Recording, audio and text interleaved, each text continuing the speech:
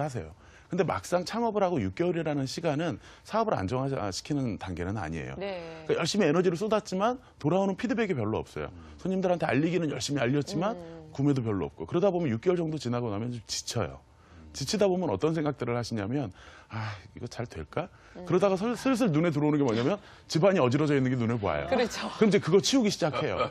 그리고 이제 간혹 또 보는데 손님 없어요. 그럼 또 집안일에 신경 써요. 그러다 보면 재택 창업이 실패를 한다라는 겁니다. 그렇기 때문에 저는 경력 단절 여성분들이 재택 창업을 하시더라도 네. 초기에는 일하고 그다음에 가정을 좀 분리시키시는 그런데 이런 부분들을 도와주는 정부 기관들이 굉장히 많습니다. 네. 제가 일하는 기관들도 그렇지만 창업을 희망하신다 그러면 좀 일가정을 분리시키셔서 창업보육센터라든지 이런 창업 시설들을 지원해 주는 곳도 있고 컨설팅을 지원해 주는 데도 있으니까 그런 곳을 이용하시면서 처음에는 분리하셨다가 어느 정도 이게 창업이 안정화가 되면 그때 다시 재택 창업으로 네. 전환하실 것을 좀 권유를 드리고 싶습니다. 예, 아까 화면에서 보니까 하나씨도 그렇고 네. 많은 직장인들이 아휴 이거 이 일을 언제 때려치나 막 이런 생각들을 많이들 하시잖아요. 네. 이게 지금 내가 하고 있는 일이 나한테 안 맞는 게 아닌가, 과연 나한테 이 직업이 맞는가, 요거는 어떻게 좀 알아볼 수 있을까요? 네. 우리가 직업을 갖는 이유가 있어요. 그 인간의 세 가지 욕구 때문에 이 직업을 갖고자 하는 거거든요. 첫 번째가 보람과 기쁨을 느낄 수 있는 심리적 욕구예요.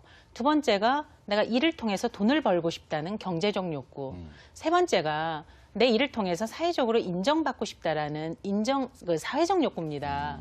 그래서 내가 지금 하고 있는 일에 있어서 이 세 가지 욕구가 어느 정도 충족되는지 한번 살펴볼 필요가 있고요. 조금 더 쉽게 설명을 드리기 위해서 제가 네 가지의 어떤 질문을 한번 드려보겠습니다. 네. 현재 직업을 가지고 계신 분은 그 직업에 대입해서 생각을 해보시면 될 것 같고요. 네. 현재 직업이 없으신 분은 내가 하고 싶은 미래의 직업을 떠올리면서 답을 하시면 될 것 같아요. 네. 예, 지금의 일을 할 때 다른 사람들이 감탄하는 일이 있는가? 내가 일을 수행하는 것을 보고 감탄하는 예, 점이 예. 두 번째가 지금의 일로 보람과 기쁨을 느끼고 있는가? 세 번째가 지금의 일로 돈을 받을 만하다고 생각하는가? 예, 네 번째가 일을 할 때 스스로 발전, 성장한다고 느껴지는가? 이 네 가지 질문에서 세 가지 답이 긍정적으로 예라고 나온다면 네. 지금 아주 자신에게 잘 맞는 일이라고 보시면 됩니다. 이한순 선생님은 어떠세요? 이런 거 여쭤봐도 되나요? 저 같은 경우 이제 세 가지는 해당되는 것 같아요. 그러세요. 그럼 굉장히 재밌고. 만족도가 높으신 거고 네. 잘 맞는 일을 하고 계시는 건데 네. 표 선생님은 어떠세요? 아, 참, 이게 참 난감한데요. 뭐 어떤 부분이 난감하신가요, 선생님?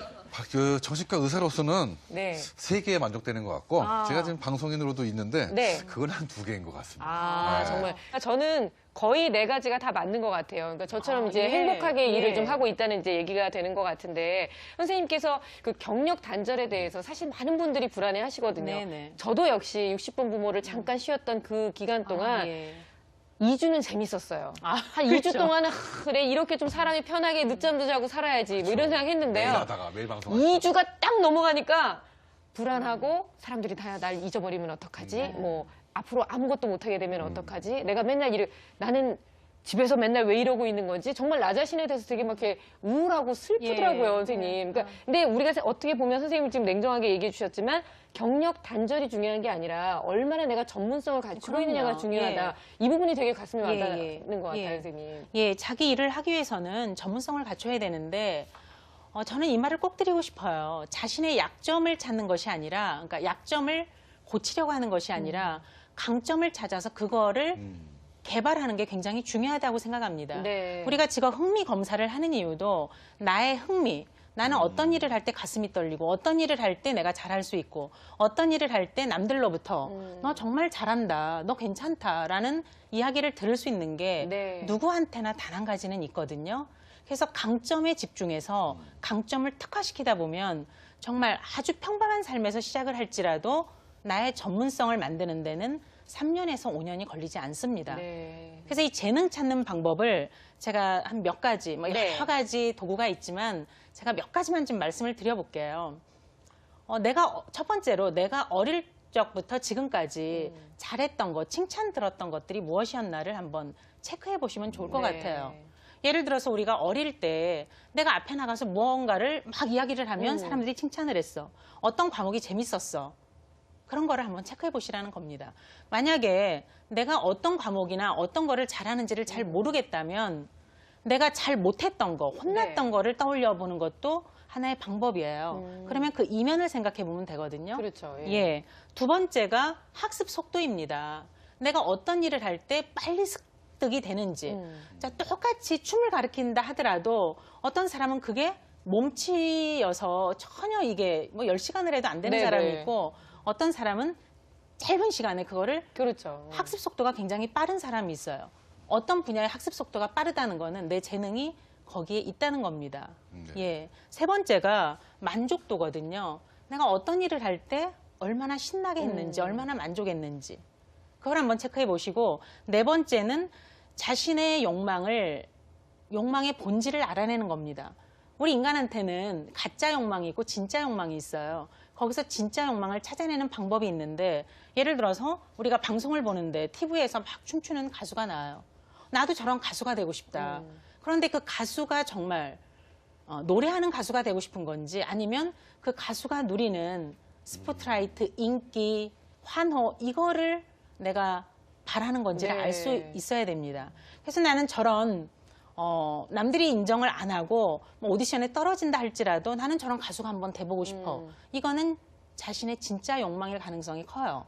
그런데 나는 그런 고생하면서까지 나는 노래하고 싶지는 않아. 이러면은 그 사람은 가짜 욕망으로 그 직업을 그 일을 하고 싶어 한다는 거거든요. 그다음에 다섯 번째가 주위 동료에게 자신의 그 잘하는 거를 물어보는 겁니다. 네. 예, 오늘 집에 가셔서 가족이 될 수도 있고 친구가 될 수도 있고 동료가 될 수도 있는데 한 20명 정도한테 야, 네가 볼 때 내가 좀 잘하는 거 나만이 독특하게 좀 괜찮은 게 뭐냐라고 한번 물어보세요. 네. 그러면 17명에서 18명 정도가 같은 대답을 해줄 때가 있어요. 야, 너는 정말 승부욕 하나는 대단해. 그러면 이 사람은 어떤 경쟁 어떤 활동에 있어서 그거를 잘 헤쳐나갈 수가 있거든요. 너는 정말 그 남을 배려하는 공감 능력이 뛰어나지. 이런 사람들이 상담 파트에서 일을 한다면 굉장히 네. 그 만족된 직업 생활을 할 수 있습니다. 이제 일선에서 활동하고 계신 전문가로서 우리 이한승 선생님, 실제 그 전업주부가 이제 취업을 하는 데 있어서 어떤 어려움들을 주로 겪게 되는지 좀 얘기를 해주세요. 일단은 지금 말씀하신 거를 좀 정리해 보면 막연한 기대, 그냥 막연한 상상들을 좋아하세요. 이 부분이 가장 큰 문제고 거기에서 조금 더 나가면 내가 어딘가에 취업을 할 때 고용주들이 나에 대해서 편견을 가지고 있을 거다.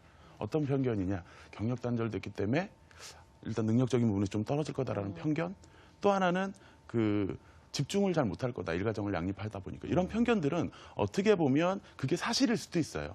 어떤 고용주는 그렇게 생각할 수도 있죠. 근데 그렇게 생각하지 않는 고용주들도 많은데 이쪽의 입장에서 그렇게 생각을 하는 거예요. 이런 편견들이 있을 거고 이럴 거다. 라는 그런 이유에서 자신감을 잃어버리신 경우들이 네. 굉장히 많다라는 거예요. 그리고 이런 부분들을 이제 구체화하시다 보면 문제 해결이 될 건데, 그리고 또 하나는 여성들 몸에서 이제 경력 단절이 돼 있는 동안에 밴 부분들이 있어요. 제가 한 예로 들어드리는 게 신데렐라 컴플렉스를 가지고 계세요. 경력 단절 여성들은. 특히 어떤 거냐면 저희가 오후에 교육과정을 열면요. 한 4시 정도 되면 여성분들이 다 이렇게 창밖 바라보고서 멍하게 계세요. 그래서 뭐 하냐고 얘기하면 오늘 저녁에 찬거리 뭐 하지?